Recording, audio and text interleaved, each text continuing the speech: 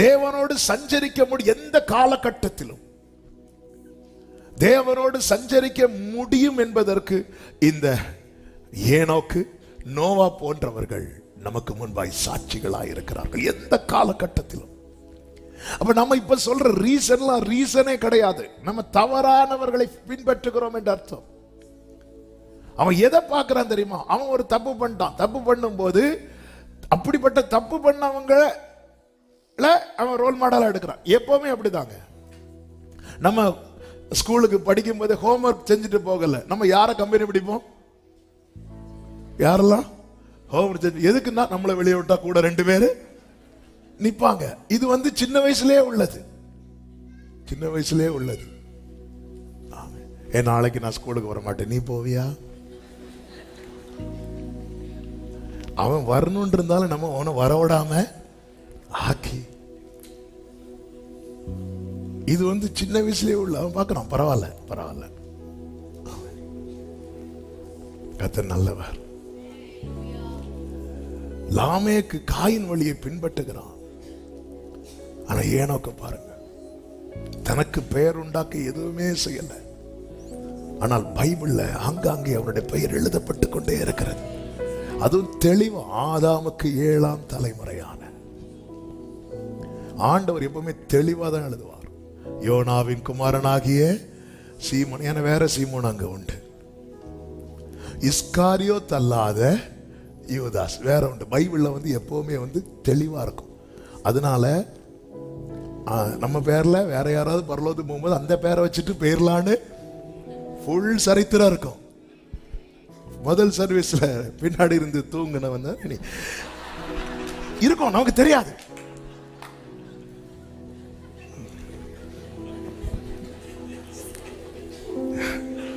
தேவனோடு சஞ்சரிக்க முடியும்.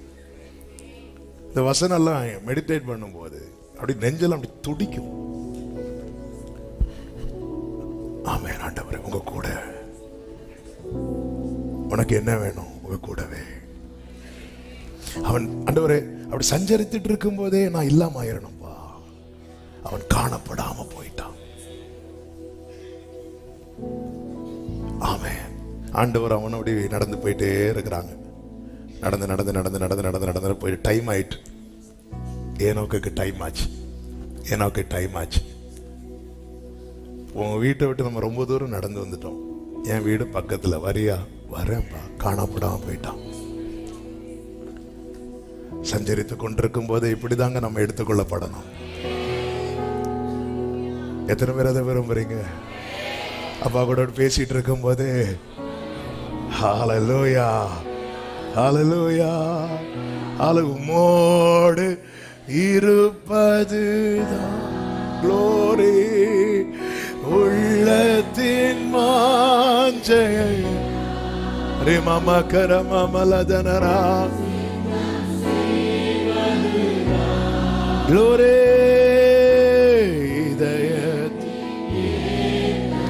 இயேசுவினுடைய விருப்பமும் ஜெபமும் இதுவாக இருந்தது.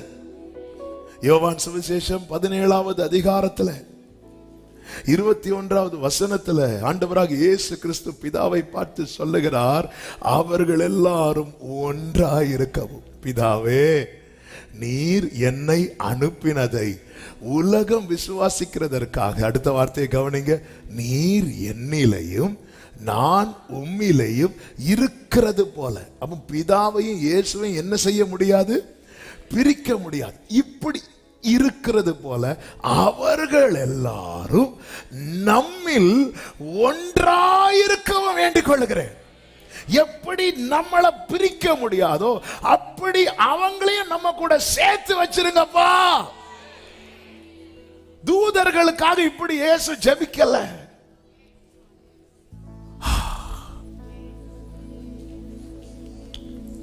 தேவனோடு சஞ்சரிக்கணும்.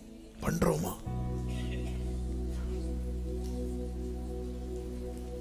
ஹல்லேலூயா. ஏன் முடிய மாட்டேங்குது தெரியுமா?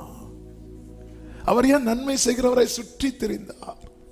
அவருக்கு கால் வலிக்காதா? அவர் களைப்பு தாகமா இருக்கிறார். ஒரு கிணத்தண்டையில போய் ஏதாவது சாப்பாடு வாங்கிட்டு வாங்கடா அப்படின்னு சொல்லிட்டு சீஷர்களை அனுப்பி விட்டுட்டு இருக்கிறார். ஆனாலும் அவர் பாருங்க, சமாரிய ஸ்திரீ வந்ததும் எழுப்பி பேசிட்டு இருக்கிறார்.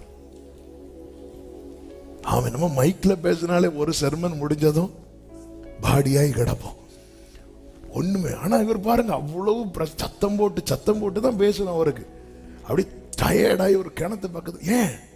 அவருக்கு ஆசை. அது ஒன்னா இருக்கணும். எப்படி ஒன்னா இருக்கணும்? அவங்க வரணும். சிலர் பாருங்க, நம்ம ஃபங்க்ஷனுக்கு அட்டன் பண்ணணும்னு நினைப்போம். ஆனா சிலர் பாருங்க, எப்பவுமே அந்த முடிவு ஆரம்பத்துல இருந்து கடைசி வரை கூட நிற்கணும்னு நினைப்போம். சிலர் பாருங்க வந்து தலை காட்டிட்டு போவாங்க. சிலர் நம்ம சாப்பிட கம்பல் பண்ணுவோம். சிலர் வந்து இவன் சாப்பிடாம போனா அப்படி போயிட்டு வரோம். சரி போயிட்டாங்க வாசல்லே நின்று கவர் வாங்கிட்டு சிலருக்கு நம்ம. ஆனா சிலர் பாருங்க, நம்ம நீங்க ஃபர்ஸ்ட் முந்தின நாளே வந்துடணும். எல்லாத்தையும் சொல்லுவோமா? நம்ம முந்தின நாளே வந்துடுங்க, நீங்க கடைசி வரை நிக்கணும், கூட நிக்கணும். ஏங்க, இயேசு நம்ம எப்படி பார்க்க விரும்புறாருன்னா, சபையே, சமீபத்திலும் தூரத்திலிருந்து கேட்க ரத்தத்தால் மீட்கப்பட்ட உள்ளமே, இன்னும் ஏன் நீ தூரத்திலிருந்து எத்தி எத்தி பார்க்கிறாய்? பக்கத்துல வந்து தொட்டு பாரு.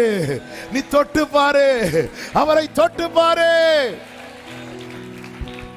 நாம் ஒன்றாய் இருக்கிறது போல 24வது வசனத்திலே கர்த்தர் சொல்லுகிறார், பிதாவே, உலக தோற்றத்துக்கு முன் நீரினில் அன்பாய் இருந்தபடியினால் நீர் எனக்கு தந்த என்னுடைய மகிமையை நீர் எனக்கு தந்தவர்கள் காணும்படியாக. அடுத்த வார்த்தை கவனிங்க. நான் எங்கே இருக்கிறேனோ அங்கே அவர்களும் என்னுடனே கூட இருக்கும்படிக்கு விரும்புகிறேன். அதாவது பிதா இயேசுவுக்கு கொடுத்த மகிமையை அவர் யாருக்கு காட்ட விரும்புறார் தெரியுமா? நமக்கு.